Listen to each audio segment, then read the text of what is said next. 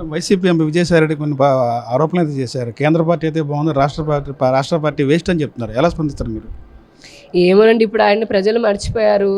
ఆయన పార్టీ, ఆయన గతంలో ఉన్నటువంటి పార్టీ ఓడిపోయింది. ఇప్పుడు ఆయన గురించి మళ్ళీ ప్రజలు ఏదో చూడాలి, ఆయన ఉన్నాను అని ఉనికిని తెలియజేసుకోవడం కోసము వచ్చి ఏదో మాట్లాడుతున్నారు. సరే, సౌజన్య గురించి మాట్లాడాడు, ఆయన ఇష్టం, అది ఏం మాట్లాడుతున్నాడో, ఏం సపోర్ట్ చేసుకుంటున్నాడో.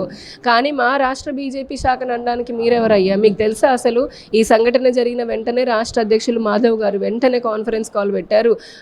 ఆయన ప్రెస్తో కూడా మాట్లాడారు. ఆ తర్వాత రాష్ట్ర అధికార ప్రతినిధులు కూడా కొంతమంది దీనిపైన స్పందించారు. టీవీ డిబేట్లలో మాట్లాడుతున్నాం. ఇదిగాక మొన్న సోమవారం జరిగినటువంటి జనతా వారధిలో రాష్ట్రంలో ఉన్నటువంటి అందరు కలెక్టర్లకి, అందరు ఎస్పీలకి మెమోరాండం ఇచ్చాము. మేము పెద్ద ఎత్తున దీనిపైన ధర్నా చేశాము. షేక్ సాదిక్ ఖాన్కి శిక్ష పడాలి త్వరితగతిన అని చెప్పని, అలాగే సౌజన్య కుటుంబానికి న్యాయం జరగాలి, ఆ బాలుడికి రక్షణ కల్పించాలని. ఇవన్నీ విజయసాయిరెడ్డికి అర్థం కాకపోతే మేమేం చేస్తాము? ఆయన కొత్త డ్రామా స్టార్ట్ చేస్తే దానికి మేము బాధ్యులం కాదు కదా. రాబోయే రేపు స్థానిక ఎన్నికలకు బీజేపీ ఎలా సన్నద్ధం అవుతుంది? ప్రతి మండలానికి రాష్ట్రం నుంచి కూడా కొంతమంది పరిశీలకులను పంపించారు. నన్ను కూడా పల్నాడు జిల్లాకు పంపించారు.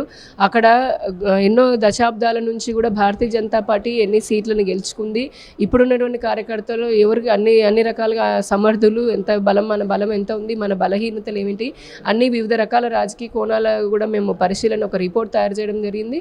మన జాతీయ అధ్యక్షులు నితిన్ నబీన్ గారు వచ్చినప్పుడు విశాఖపట్నానికి మా రాష్ట్ర పార్టీ కూడా సంపూర్ణ నివేదిక ఇవ్వడం జరిగింది.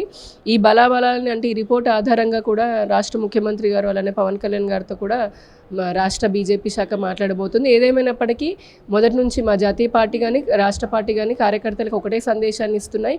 మన కేంద్ర ప్రభుత్వము మోదీ గారి ఆధ్వర్యంలో రాష్ట్రానికి లక్షల కోట్ల రూపాయలు వస్తున్నాయి. ఈ 2 సంవత్సరాలను 30 లక్షల కోట్లు వచ్చాయి. మరింత కూడా ఇప్పుడు ఇచ్చిన విభజన చట్టంలో ఉన్నటువంటి దాదాపు అన్ని హామీలను కూడా నెరవేర్చాము. అటు సంక్షేమ పథకాలు, మోదీ సంక్షేమ పథకాలు అన్నీ నెరవేరుస్తున్నారు. ఇటు కారిడార్లని, ఎయిర్పోర్ట్లని, పోర్ట్లని, జాతీయ రహదారులని, రైళ్లని ఇలా అభివృద్ధి చేస్తున్నాము. దీన్ని ప్రజల్లోకి తీసుకొని వెళ్ళండి. ఖచ్చితంగా ఆంధ్రప్రదేశ్ ప్రజల గుండెల్లో మోదీ గారు ఉన్నారు, వారు మనకి మద్దతు ఇస్తారు అని చెప్పని ఆ బలమైన నమ్మకం మాకుంది. మేము ఆశాభావం కూడా వ్యక్తం చేస్తున్నాం.